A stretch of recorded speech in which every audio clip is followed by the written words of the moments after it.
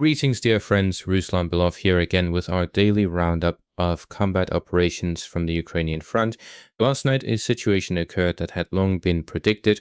In Lviv, a TCC territorial recruitment center team attempted to forcibly mobilize a man. A fight broke out between them, and the man pulled out a knife and struck him in the neck. As you can probably guess, the TCC officer died on the spot, and the man was detained by another police officer at the scene. Many had predicted that people would eventually start taking up arms and resisting the harsh mobilization drive, essentially a manhunt for men led by Zelensky and his regime. One could call this yet another casualty of mobilization, and there will be many more like it. Also overnight, the Russian side struck Kyiv with around 10 Zircon missiles, hitting logistics, transport infrastructure, and so on. The AFU again admitted they didn't shoot down a single missile. It appears Kyiv is moving into a regime of nightly bombardments. After 2022, missiles did hit Kyiv, but in a limited and very small number. Ukrainian forces at that time had plenty of Patriot missiles and shot down a significant portion of the ballistic threats. Now, however, the capital has run out of missiles and the sky is completely open for ballistic strikes. The Europeans have provided their Iris-T systems, as well as the Italian SAM/T, which are also effective against cruise missiles, but European countries have no answer at all against ballistics, because that requires a completely different level of anti-missile capability. Interestingly, yesterday's strikes reportedly targeted Kyiv's water treatment facilities beforehand. It's not yet confirmed whether the Russian side actually struck them, as this would cause major sewage problems for the Ukrainian capital. Overall, the economic war between the two sides is in full swing. Both sides are destroying whatever they can reach: shopping centers, factories, warehouses. The blockade of the port of Odessa continues, and Ukraine is already losing substantial money. It'll be interesting to see whether this leads to anything. Personally, I don't believe it will, since the Europeans only need to allocate a couple $1 billion to cover the losses. Still, it will have some effect regardless, since the Europeans aren't in any particular hurry to compensate Ukrainians for their losses. They manage to find money easily for weapons, but as soon as it comes to economic support, the haggling between EU member states gets intense and things drag on. Now let's move to the front, where some very interesting news is coming in. Let's start with the most interesting, Druzhkivka. We've been talking about it constantly these past few days, and today the Russian side has given us some excellent footage. Let's take a close look at this footage, since we rarely get material like this. A Russian drone is in the sky over Druzhkivka conducting reconnaissance over the city. You can get a sense of the city's scale. This is just a small section of it, first showing the stadium area and industrial buildings. So it's immediately clear the industrial districts here are enormous in scale, and the Russian army will have to storm all of it. Then we see the bridges over the Kryvyi Torets River. The river is actually quite wide, and the bridges are still intact. It gives the impression that the city is living an ordinary, peaceful life, and that the war is very far away. That is, while the Russian army is approaching the city's outskirts, there's no artillery shelling of the city itself. Clearly, the Russian side is preparing carefully for the capture of the city, since the scale here is genuinely impressive. I'd estimate that taking this large city will require tens of thousands of assault troops. After the initial footage from the city, the Russian side began showing strikes along the Kramatorsk-Druzhkivka highway, with the video described as the Russian side taking control of the Druzhkivka-Kramatorsk road. From this video, incidentally, it's clear that in recent days we really have seen dozens of strikes along this highway, and a considerable amount of destroyed equipment has already piled up on the road. In this video alone, dozens of strikes were carried out against equipment, personnel, and so on. The road is already clogged with destroyed vehicles. Essentially, logistics have been brought almost entirely under control, and the Ukrainian side is suffering significant losses, at least in equipment for certain.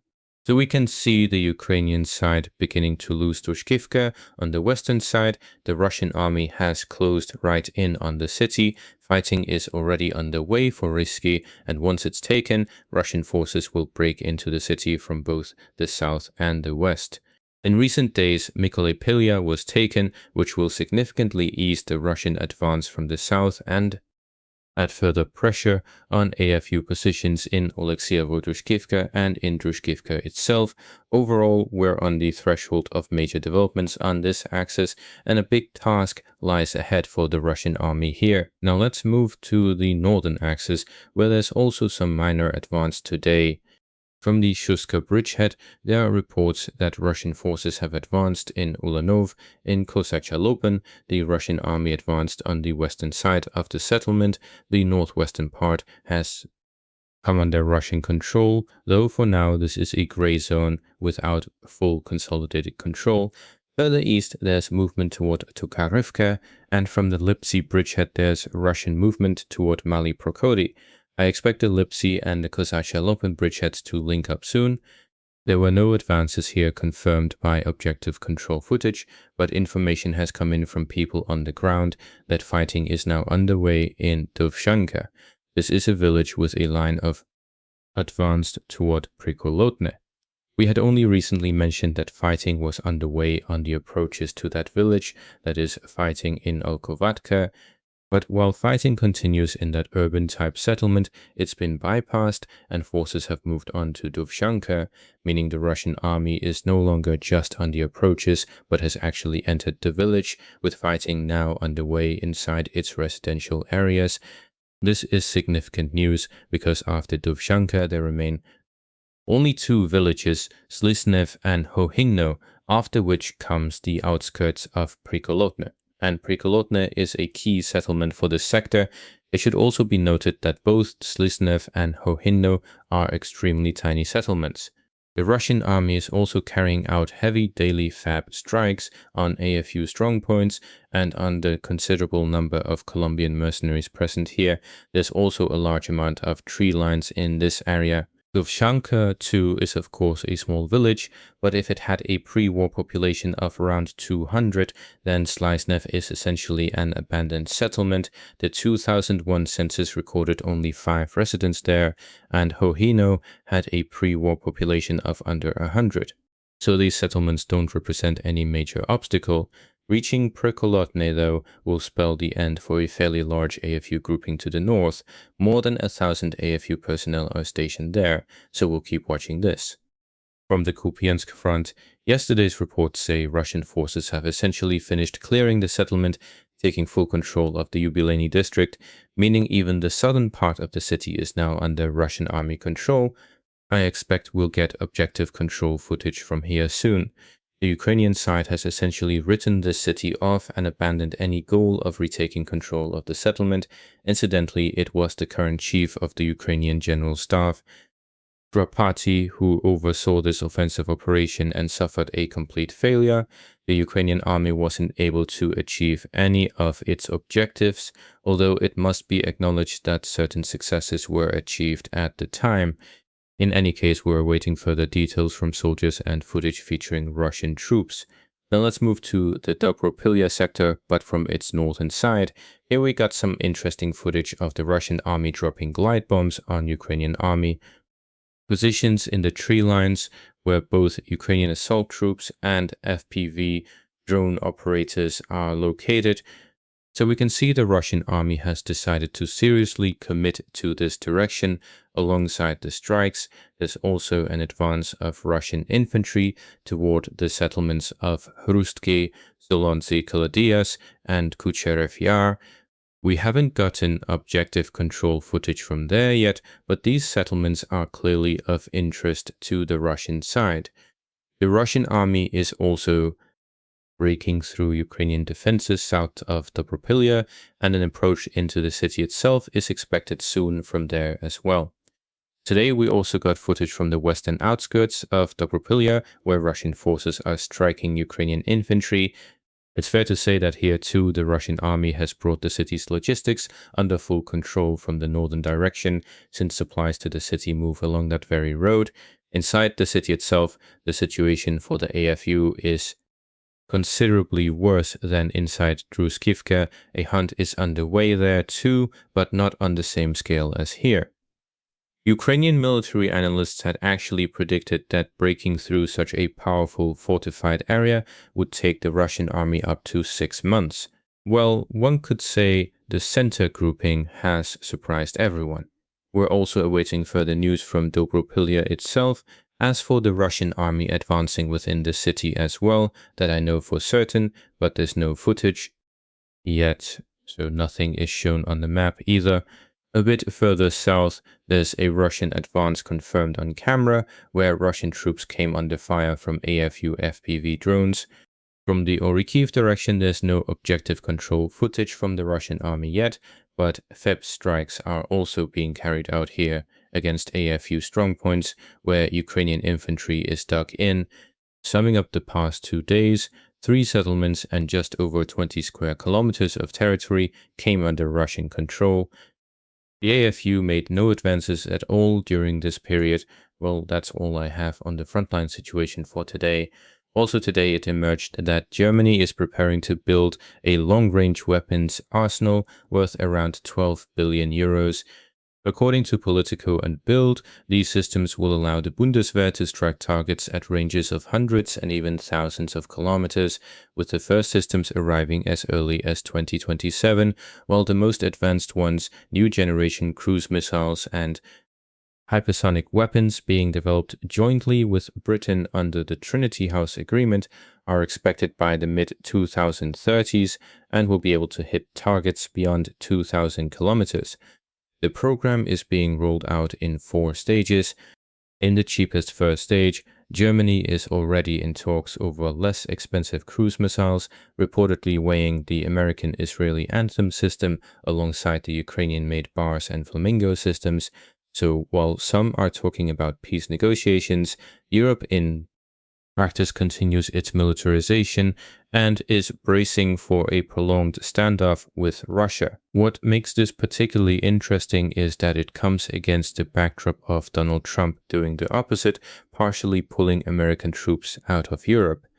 Since this spring, the Pentagon has already reduced the number of brigade combat teams in the region from 4 to 3, withdrawn roughly 5,000 troops from Germany, and paused reinforcement rotations to Poland and Romania. Officially, this is framed as rebalancing the US force posture in Europe, though sources also point to an element of pressure on allies over the limited support during the Iran conflict. Worth noting, a 2026 US defense law currently bars troop levels in Europe from dropping below 76,000 without congressional consultation, so this isn't a full withdrawal, more a partial drawdown and a reduction in NATO's rapid reaction readiness. So altogether, it's a rather paradoxical picture. Washington is gradually scaling back its military footprint and shifting more of the burden onto its allies, while Europeans, in response, are rushing to build up their own long-range strike arsenals, essentially preparing for a future where they'll have to rely less on the American security umbrella and more on their own deterrence capabilities. Turning now to Iran, where the situation has taken a notably harder turn in just the past several days. The 60-day deadline Washington had set for a new nuclear deal with Tehran expired on August 17th, and Trump immediately doubled down, reiterating that Iran will not be allowed to possess a nuclear weapon in any way, shape, or form, while also threatening to strike Oman if it interferes with efforts to defuse the Strait of Hormuz standoff. Iran's IRGC dismissed Trump's rhetoric outright, saying there are currently no talks with Washington at all, and accusing the US of a long record of broken commitments. Just this week, the administration shifted tactics again. Rather than renewed strikes, it's now leaning on economic pressure, with Vice President Vance calling sanctions the most effective tool to prevent Iran from ever rebuilding its nuclear infrastructure. In parallel, Washington slapped fresh sanctions on Hezbollah, formally redesignating it as an Iranian proxy, even as it pushes a separate Israel-Lebanon peace track. Naval posturing continues too. The USS Abraham Lincoln is finally heading home after an extended deployment, but it's being replaced by the USS George Washington, meaning the American carrier presence of Iran isn't easing at all, just rotating. So overall, we're seeing a pattern, no shooting war right now, but no real diplomatic opening either, just a slow tightening of the economic vice alongside a permanent naval presence, with Washington seemingly betting that sanctions succeed where strikes didn't fully close the door on Iran's nuclear ambitions. That's all for today's Frontline briefing. Thank you all for watching, and if you found this useful, don't forget to like the video and subscribe to the channel so you don't miss tomorrow's update. Stay safe out there, and see you in the next briefing. Ruslan Bilov signing off.